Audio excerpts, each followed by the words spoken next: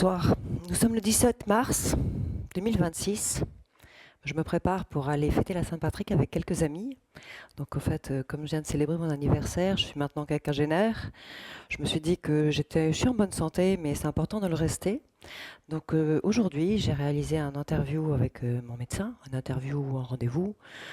Pour préparer ce rendez-vous, j'avais pris soin, bien évidemment, très régulièrement, de surveiller ma santé en vérifiant que je n'avais pas de diabète, que je n'avais pas de cholestérol, que je ne suis pas en surpoids, que ma tension va bien, donc tout va bien. Mon hygiène alimentaire, j'ai un coach de vie avec ma petite application. Toutes ces données-là ont été transmises à mon médecin et j'ai fait un Skype avec lui tout à l'heure parce que quand même c'est beaucoup plus simple. Revenons maintenant en 2016.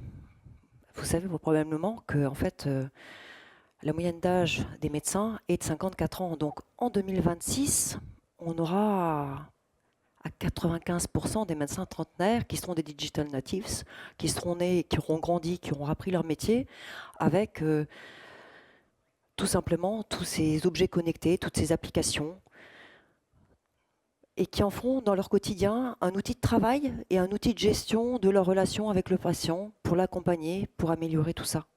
Et en fait, c'est déjà le cas aujourd'hui parce que c'est des choses qui sont maintenant moins tabous, qui sont développées dans les usages. On accepte d'être connecté, on accepte que nos données soient partagées et puissent être analysées.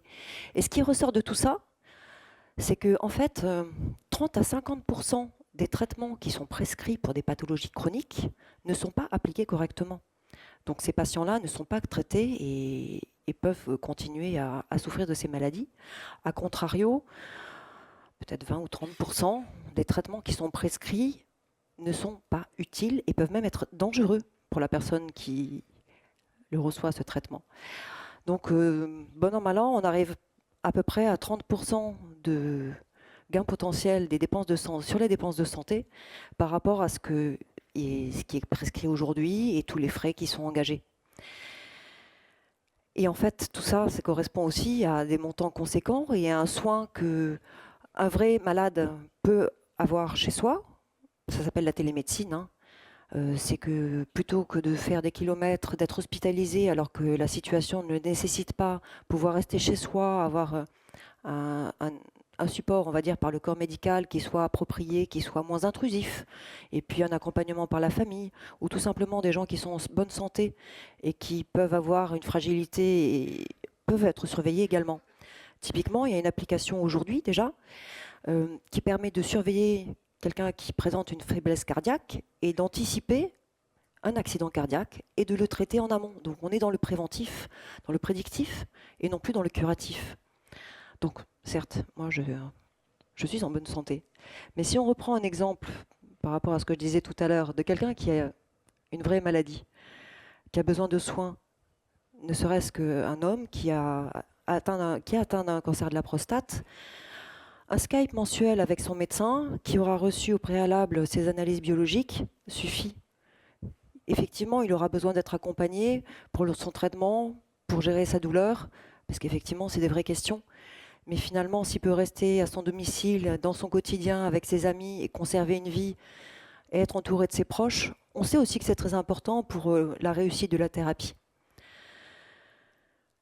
Par ailleurs, toute cette santé connectée, on le sait bien, en particulier si je reprends le sujet du cancer, aucun cancérologue n'est en capacité de traiter les 20 000 milliards de données qui sont nécessaires pour faire l'analyse génétique d'une tumeur. C'est juste pas possible.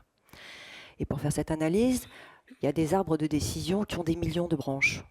Aucun cancérologue, aucun médecin ne peut le faire. Donc, tout cela est traité par des algorithmes, par des mathématiciens qui ont construit ces algorithmes, qui préparent et qui aident le praticien, le spécialiste dans son domaine d'expertise pour prendre la bonne décision, construire le bon traitement.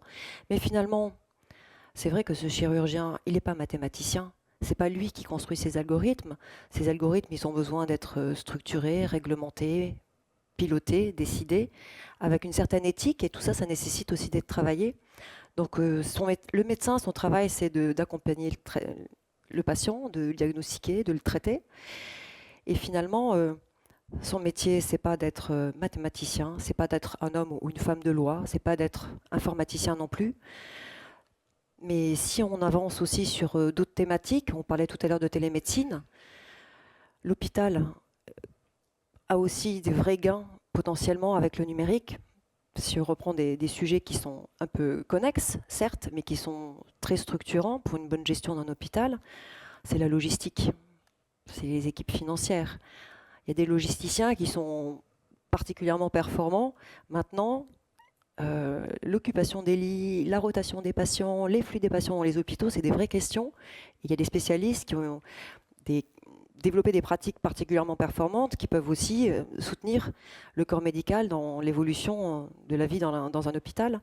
De la même manière pour la gestion des stocks des médicaments, de la même manière pour la gestion de la maintenance des équipements qui sont très pointus et qui sont nécessaires pour le bon traitement de tous ces patients, avec des données qui sont collectées, qui sont sécurisées, et tout ça pour pouvoir offrir le meilleur soin possible et le plus sécurisé possible pour ceux qui ont besoin de ces traitements.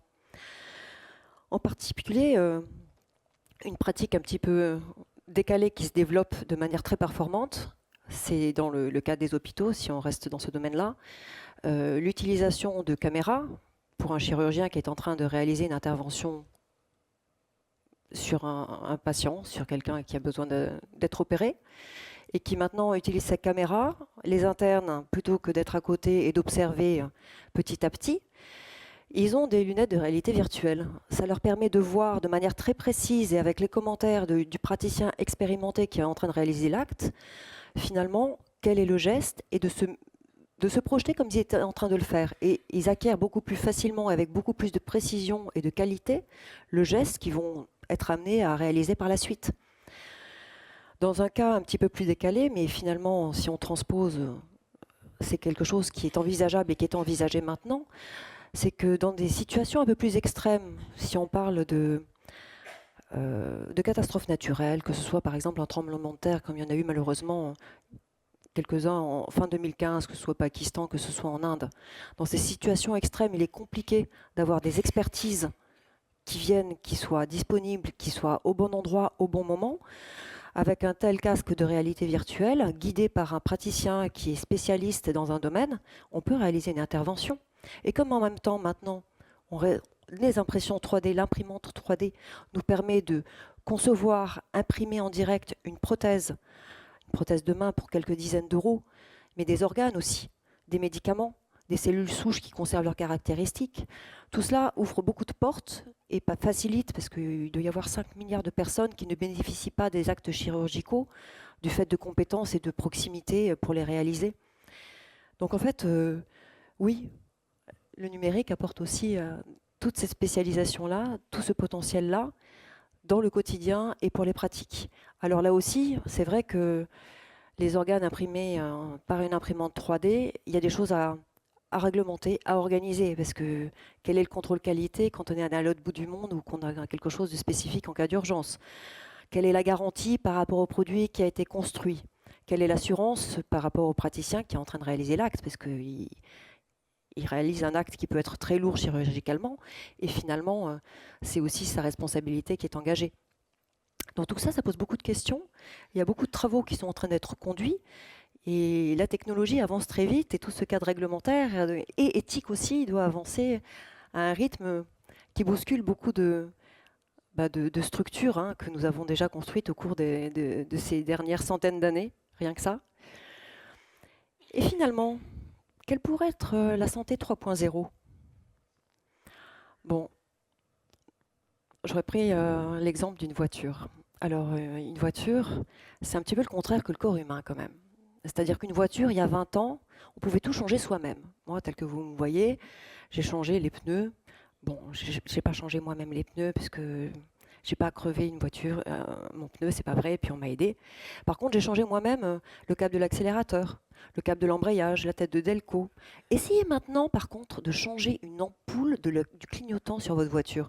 Essayez. C'est juste inaccessible, une simple ampoule. C'est pas vrai.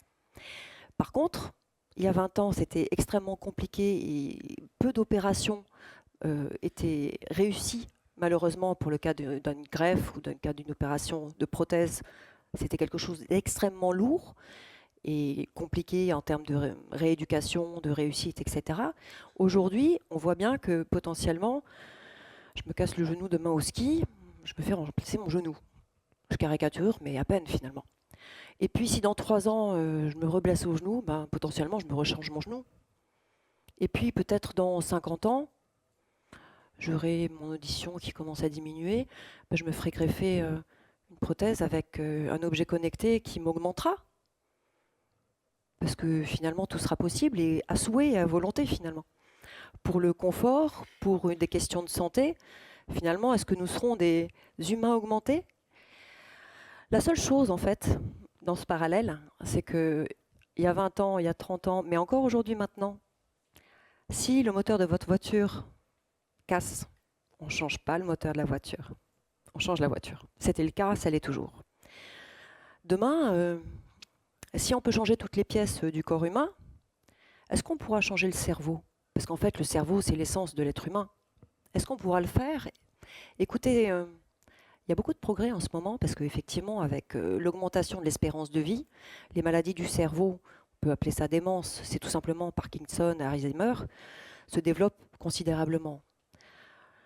En 2030, 25% de la population européenne aura plus de 65 ans. C'est une vraie question de société. Et il y a une recherche très forte qui se fait sur ces domaines avec une progression qui peut être un peu inquiétante et générer des questions de société, d'éthique.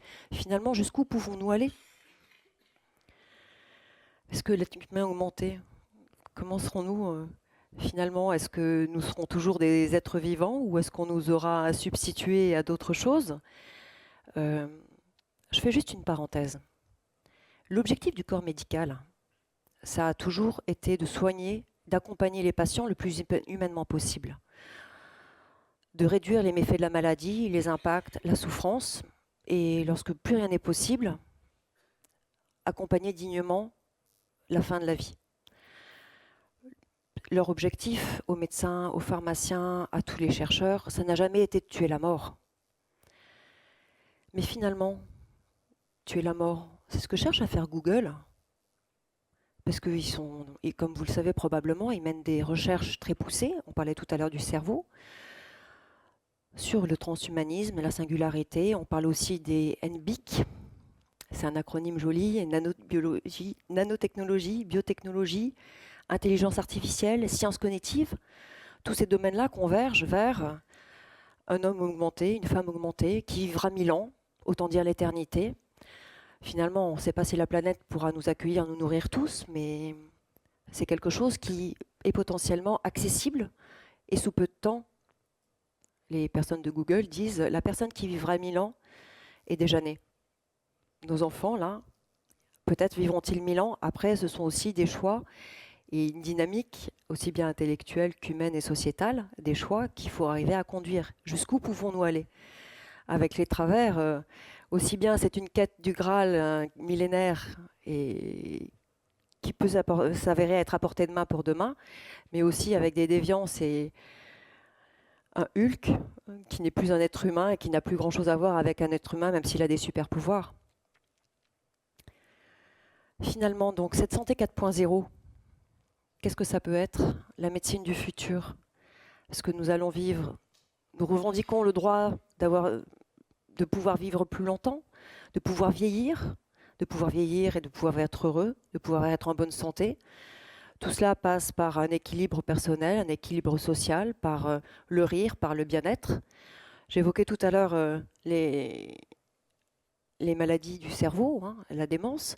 On sait aussi que typiquement, des recherches qui sont menées ont montré que les serious games, on parle de jeux vidéo, ça permet de stimuler les cerveaux, de garder un lien social et finalement nous rendre heureux et d'accompagner les personnes qui sont plutôt de 3e âge, voire 4e âge, qui ont ces questions-là à traiter et pour pouvoir leur permettre d'être connectés, actifs, intégrés et aussi de rire et du bonheur.